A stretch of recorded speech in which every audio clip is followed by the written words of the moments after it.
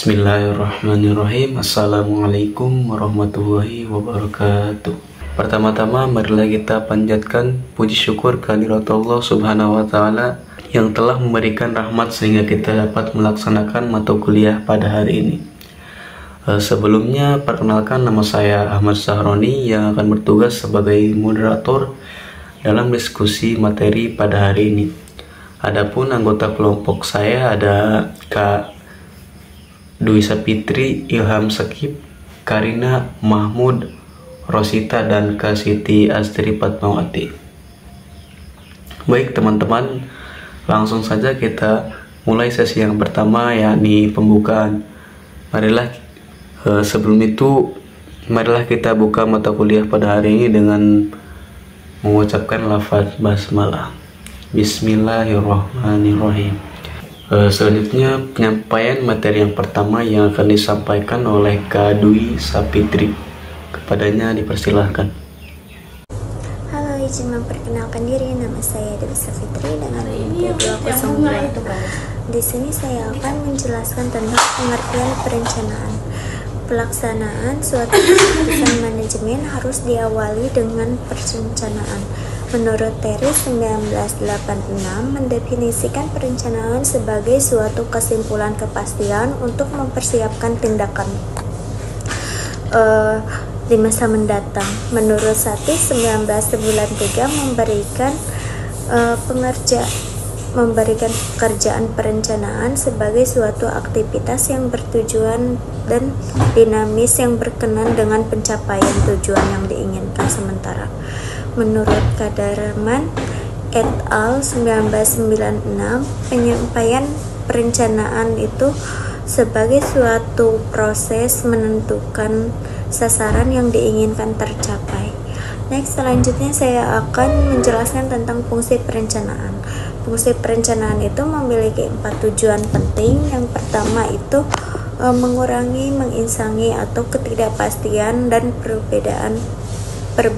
perubahan-perubahan di masa mendatang. Yang kedua yaitu memusatkan perhatian pada pencapaian sasaran. Yang ketiga itu memastikan proses pencapaian tujuan dapat terlaksana dengan efisien dan efektif. Yang terakhir memudahkan pengawasan. Baik, terima kasih. Cukup sekian pemaparan materi dari saya. Saya kembalikan kepada moderator. Baik, terima kasih kepada Kak Dwi Sapitri yang telah memaparkan materi yang pertama. Selanjutnya penyampaian materi yang kedua yang akan disampaikan oleh Kak Karina. Kepadanya dipersilakan. Di sini saya akan melanjutkan pemaparan materi dari presentator sebelumnya, yaitu fungsi perencanaan. Fungsi perencanaan ini memiliki 4 tujuan penting, yaitu yang pertama itu mengurangi, menghinsangi atau ketidakpastian dan perubahan-perubahan di masa yang mendatang. Yang kedua, memusatkan perhatian pada pencapaian sasaran. Dan yang ketiga, memastikan proses pencapaian tujuan dapat terlaksana secara efisien dan efektif. Yang keempat, itu ada memudahkan pengawasan. Nah, jika ditinjau dari proses dan hasilnya, perencanaan memiliki hierarki, yaitu sebagai berikut. Yang pertama, perencanaan visi, misi, dan tujuan. Lalu yang kedua, ada perencanaan sasaran. Selanjutnya perencanaan strategi, perencanaan kebijakan, perencanaan prosedur, serta perencanaan peraturan. Yang B ini definisi strategi. Definisi strategi ini menurut Alfred Chandler 1992, strategi itu merupakan penetapan sasaran dan tujuan jangka panjang sebuah perusahaan dan arah tindakan serta alokasi sumber daya yang diperlukan untuk mencapai sasaran dan tujuan tersebut. Nah, penerapan strategi pada organisasi bisnis ini berhubungan sekali dengan kerumitan dan ketidakpastian yang tinggi yang dihadapi perusahaan.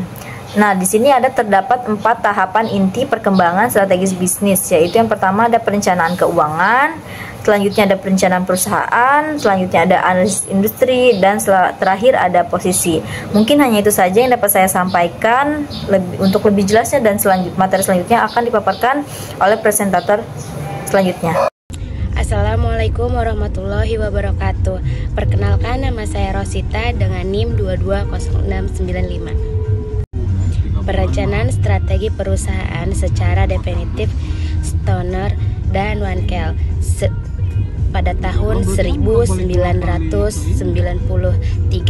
memperkenalkan perencanaan strategi planning sebagai proses pemilihan tujuan organisasi, penentuan kebijakan dan program yang diperlakukan untuk mencapai sarana tertentu dalam rangka menjamin agar kebijaksanaan dan program strategis itu dapat didefinisikan. Ini dapat dijelaskan proses perencanaan jangka panjang yang bersifat formal atau menentukan dan mencapai tujuan organisasi. Selanjutnya yaitu karakter perencanaan strategis. 1. Perencanaan dasar.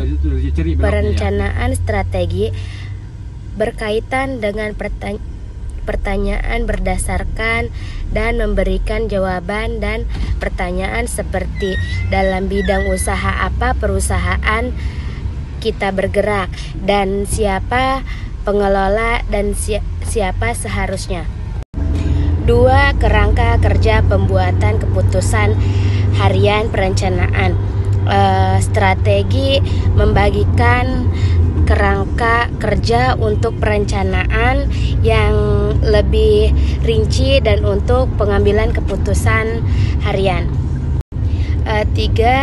Jangka waktu yang panjang. Perencanaan strategi berkembang dengan kurun waktu yang lebih panjang dibandingkan dengan jenis perencanaan lainnya. Baik, di sini saya akan melanjutkan materi selanjutnya, yaitu tentang perencanaan kinerja. Perencanaan kinerja adalah proses menentukan indikator, target, dan program kerja yang akan dicapai oleh individu atau unit kerja untuk mendukung strategi organisasi. Menurut Kementerian PAN 2021, perencanaan kinerja berfungsi untuk menjabarkan strategi menjadi rencana operasional dan target yang terukur.